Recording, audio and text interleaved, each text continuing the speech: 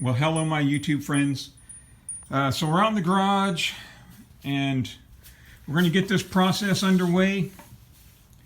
And I tried to move the bike to where there was good lighting. So we'll have to make do. It's kind of dirty down in there. Let me zoom in. So here's the actual problem that I need to fix. And I've been delaying this for 12 or 15 years. I've been delaying this since forever, back when I used to have mid controls. So anyway, you may be guessing by now what it is. It's this.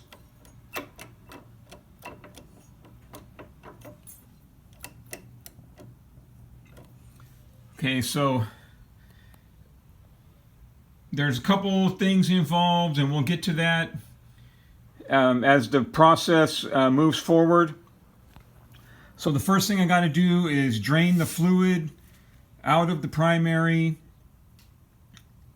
and get the outer primary cover taken off, remove the chain and both sprocket assemblies, the clutch basket, then remove the inner primary, and then I can look at that shift lever. Now your bike is going to be different than mine. If you have mid controls, you'll have more stuff to move. If you got, whatever else is in the way, you're going to have to move all that before removing the primary covers. Okay, my bike doesn't have all that, so we can skip that and let me move the bike around, get it in the spot, and I'll begin removing that, and I'll get back to you in a minute. Hold on. Okay, the drain plug came out easy enough. The Type F ATF poured out. It was still red-ish. It looks dark. Of course, the drain pan it's in was stained black at the bottom, so the fluid is dark. I'm going to pull this inspection cover later. For now, I'm going to pull all these bolts, and I'm going to crack off the outer primary cover, the outer primary chain case. I'm going to pull this inspection. I'm not sure. I got to double check on this, if all the bolts are short or if a couple of them are long and go into the inner primary. Okay, I'll check on that in a second. Okay, the service manual has instructions to remove the outer primary. The inspection cover is fastened to the inner primary chain case of the top and rear screws. Before removing the primary cover, be sure to remove the top and rear screws. And so here's a diagram. You'll notice number 14 and 13, those have to be removed. These other two, no indication that they have to be removed. The clutch cover does not have to be removed. And then the order for loosening, there's the number 1, 2, 3, 4, 5, 6, 7, 8, 9, 10, 11, 12. So I'm going to pull these two off the inspection cover, and then I'm going to loosen the rest of them. Okay, hold on.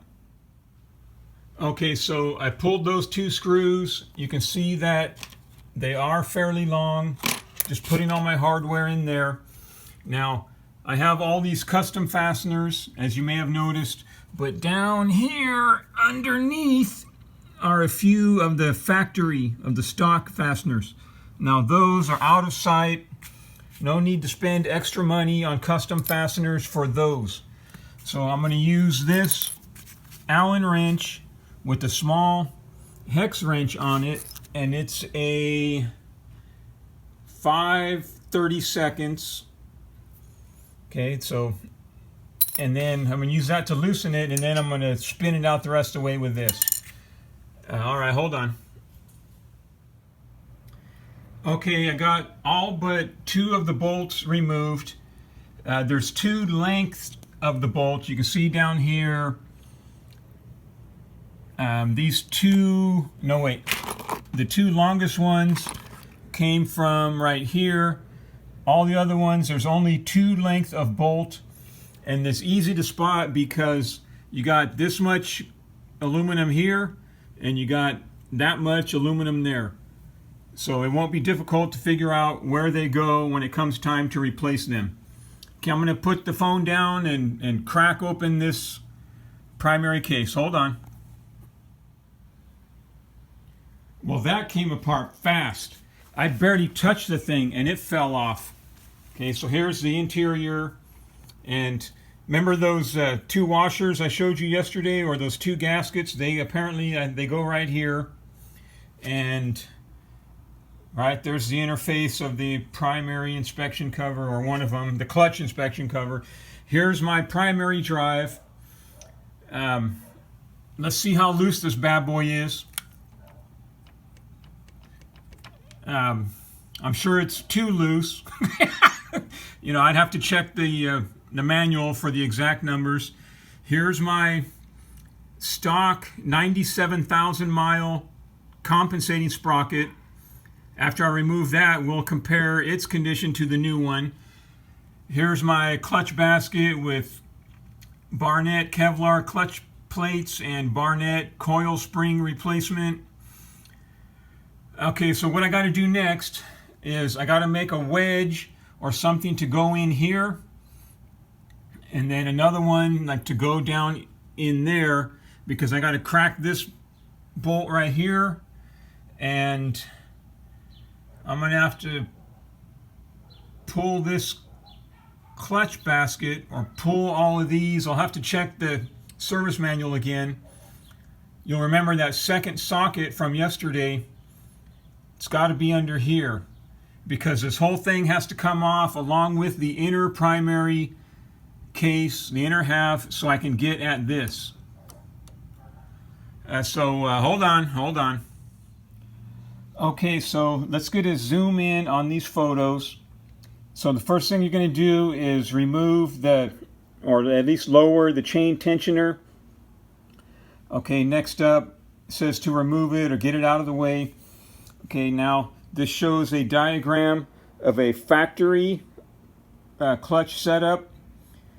Now when removing this, now here's, again, these are photos of stock Harley Davidson setup, and they have with a diaphragm spring.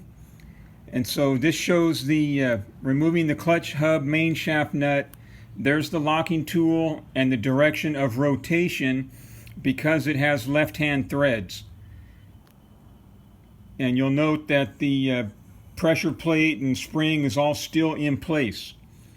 Okay, now to remove the compensating sprocket nut, which has right-hand threads, there's your locking tool.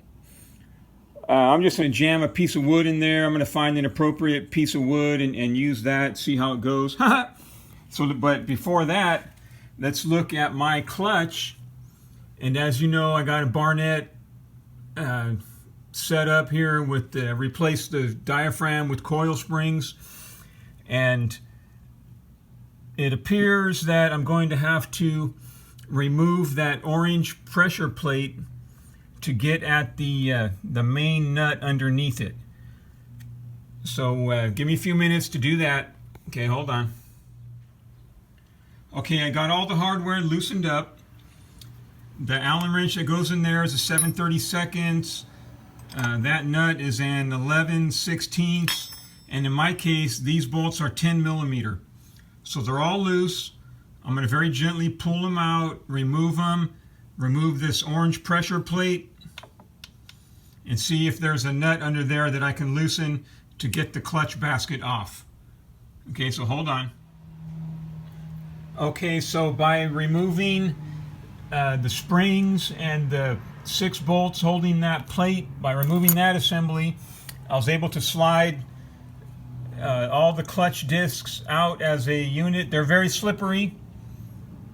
Don't tell the wife I'm using her baking sheet for this.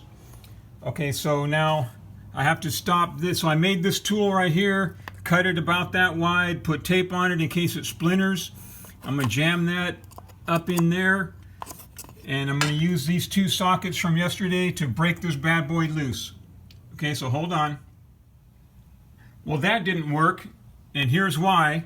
I put the Okay, so yeah, I'm gonna have to put this back in, all those plates back in without the pressure plate to lock these together. Ooh, there's one that didn't come out. All right, hold on. Okay, I'm gonna call it quits for today. I do got to be at work, and I got to wash the car if I'm going to take the car to work, and get a few things ready. This can be a bigger problem than I thought, because I put all the plates back in, as you can see, but it still doesn't lock the inner hub to the outer hub. I need to put this pressure plate back on with all the springs back in place to clamp, to disengage the clutch in order to get tension on that nut. So I'm gonna have to figure out how I'm gonna do this without destroying anything. I don't know where my original clutch parts are. It's been many years since I saw them. I don't know if I threw them away or not. But I'm at a standstill right now. I got other pressures on me.